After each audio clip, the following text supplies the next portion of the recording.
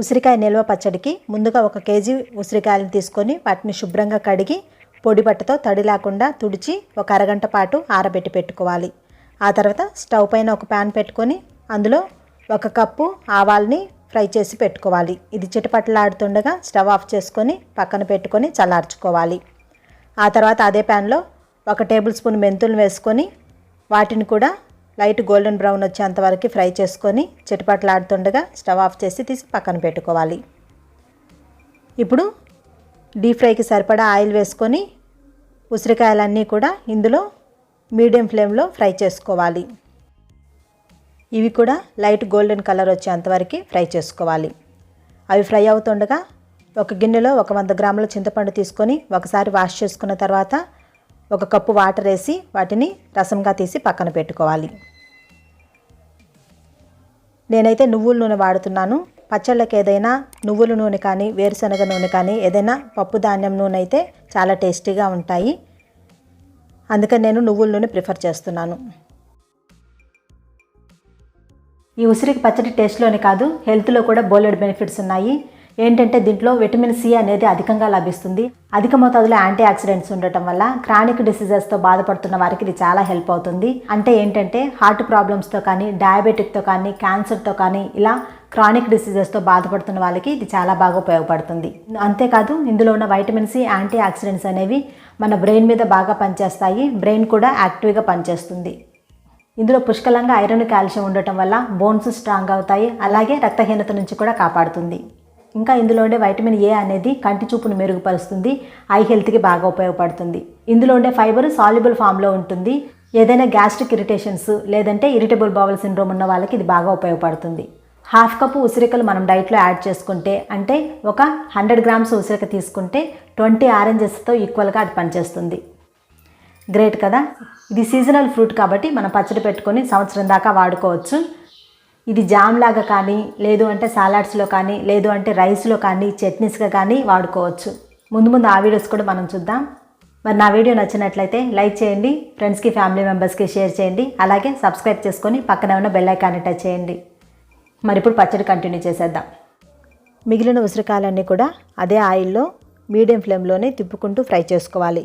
ఇవి light golden colour వచ్చేంతవరకు fry చేసుకున్న తర్వాత ఒక కాయని తీసుకొని ప్రెస్ చేసి చూసామంటే అది బద్దలుగా విడిపోతుంది. అప్పుడు మనకి కరెక్ట్గా కుక్ అయినట్టు అర్థం. ఈ ఉసిరికాయలో రోగనిరోధక శక్తి ఎక్కువగా ఉండటం వల్ల ఎదిగే పిల్లలకి ఇది ఇచ్చారంటే వాళ్ళు జబ్బుల బారిన పడకుండా చాలా వరకు కాపాడుతుంది.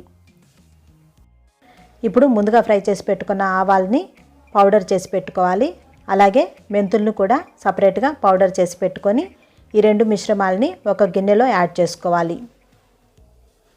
ఆ తర్వాత 1 కప్పు సాల్ట్ని వేసుకోవాలి. 1 కప్పు కారం కూడా యాడ్ చేసుకోవాలి. సాల్ట్ తక్కువ తినేవాళ్ళు 1/4 కప్పు అయితే సరిపోతుంది.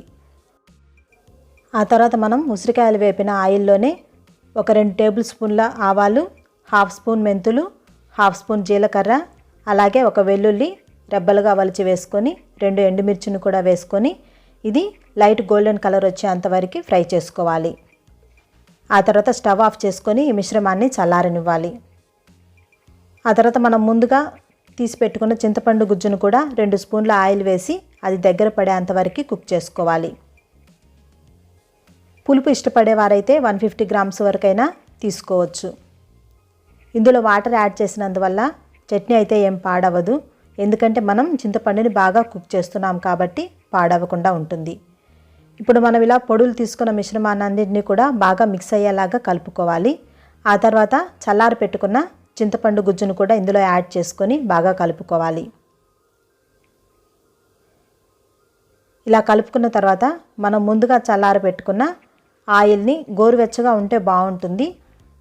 ఈ ఆయిల్ని కూడా ఇందులో వేసుకొని బాగా మిక్స్ అయ్యేలాగా కలుపుకోవాలి.